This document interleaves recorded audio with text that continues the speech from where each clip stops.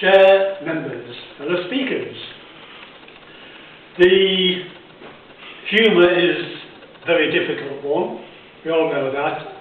I personally think it's the most difficult. The reason is you can, in gestures, you can practice your gestures, use the voice, you can practice talking loud and doing all that. Humour, you can't practice making people laugh.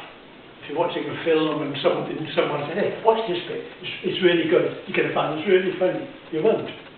So you can't make somebody laugh. You can't. It has to just happen.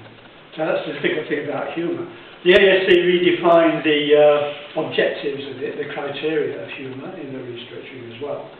And now the purpose of this, I'll quote it, is to enable the speaker to get a better understanding of humour, what works, why it works, and how the humour can be used. So the point of standing up here giving a speech about humour is to see what works, get an understanding of what people find funny, and then build on it, and learn about how to make people laugh. That's the point of it. So I'm explaining that at the beginning because this was a good example of that in this speech. The speaker started off by saying, giving an explanation about, he's obviously done this before because he spoke about some alien and it didn't work the last time he did his speech. I don't remember that one, but he's obviously done it before. And then his speech started explaining, I'm going to try and do humour. So I thought, oh dear, he's just going to explain every joke. Yeah. But then his career as a pilot meant he's got a whole load of stories, fascinating stories, really funny stories to tell. And he needs to practice how to present them to people and have some funny things as well for light relief and to enhance the message and just to make it interesting. If you do it after dinner speech, people will all be nodding off after a couple of glasses of wine, unless you make it interesting. So you didn't see anybody nodding off. How did I?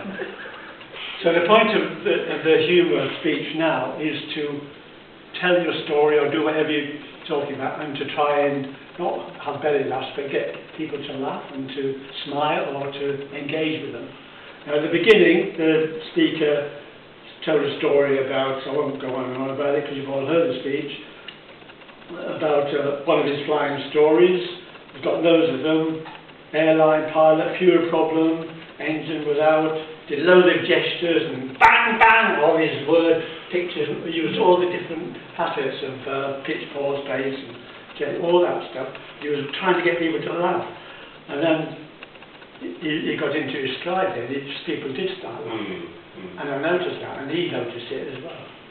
And then he told another story, and he got even more of a laugh. And then people who don't know that he's an experienced airline pilot, which I do know, so I like his stories, and suddenly thought, oh yeah, he's got all these things he's done. And you can imagine him being an airline pilot, 23-year-old, and just something wrong, and there's 1,000 people laughing at him. It's the worst nightmare. And that's funny, isn't it?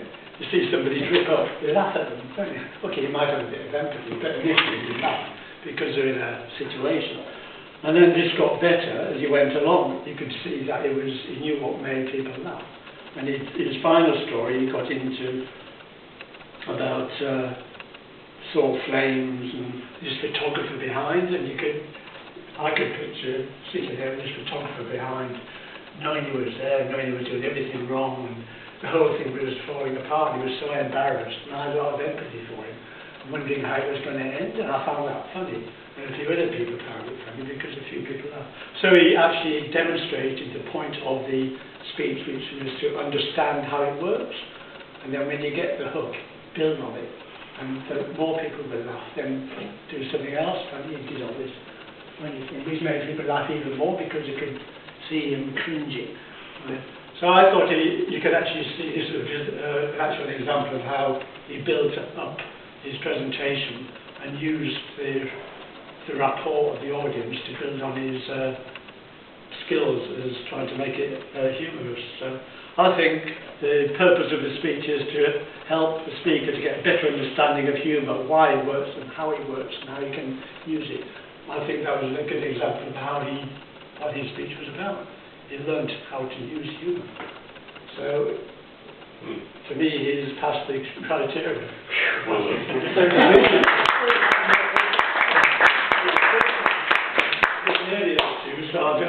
for me, it's just I like your stories. The end of it was